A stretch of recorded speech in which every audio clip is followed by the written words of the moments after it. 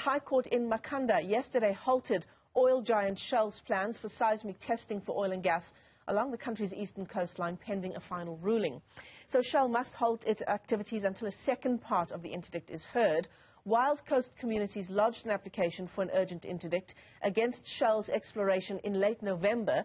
The communities are represented by the Legal Resources Centre and Richard Spoor attorneys and are joined by 2 civil society organizations working in the area as well. Neville van Rooy is Community Outreach Coordinator at the Green Connection. He joins us now to tell us more. Neville, a warm welcome to you. Thanks so much for your time this morning on the program. I mean, for now, this is a victory, but what happens, pending the second part of this application? Good morning to you, Michelle, and good morning to the viewers, and thank you for this opportunity. Yes, we are so delighted about the interdict, and we really want to say well done to all the communities, fishing communities, the Amadiba crisis community, the legal team, and people from Port St. John's and Kolobeni that worked hard around fighting this. We are serious about climate change. People need to know that we are serious about climate change, and we understand from this that our government and Shell is not serious about this. Answering your question, we are going to continue to go to the courts. We are continue to fight this even to next year when the court is going to go ahead further with this case. We're going to continue to get Shell out of our country, out of our waters, because we are serious about climate change and we need to act now. We can't delay this, continuing down the road of fossil fuels any longer.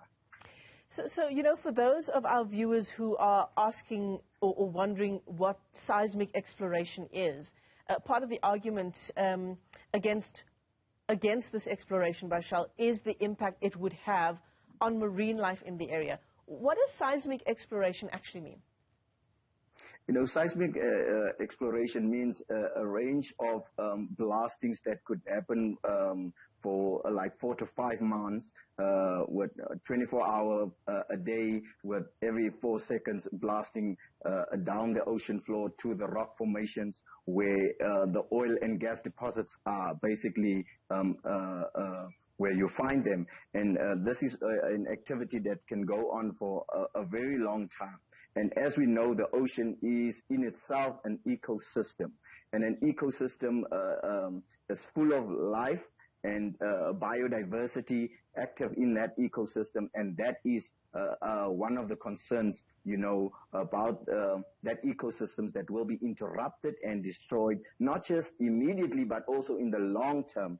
But when we talk about environmental justice, it's also linked to the fact that ecosystem, a fishing community is also dependent on that very ecosystem that can be destroyed by Shell in blasting activities like a seismic scoping.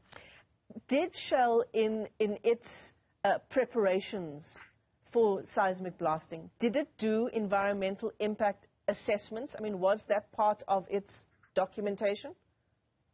Yes, according to them, they did the environmental impact assessment, but where we know environmental impact assessment demand that there needs to be public participation, and where the communities where I talked to, there was no public participation happening at all in that area of Kolobeni or Port St. John's that I just visited in the early December. No consultation with any community in that area.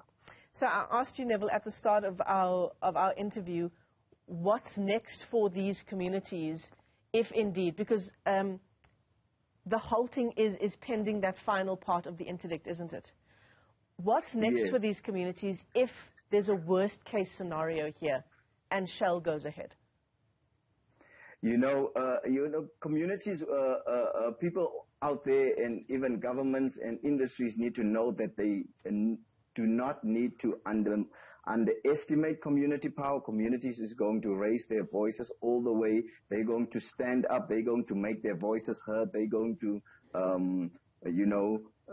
just mark their voices out there so that people can know that they are not happy with this. And, on a global scale, oil and gas needs to go. We're talking about transitioning to a more environmentally friendly energy types, which is not including oil and gas. We want to move away from oil and gas, and people are taking that stance because people's livelihoods depend on this, and people's going to do everything in their power to protect their livelihoods. And organizations such as ourselves will stand along with communities and fight along with communities to make sure that communities' voices are heard. Their rights, in fact, their rights are respected.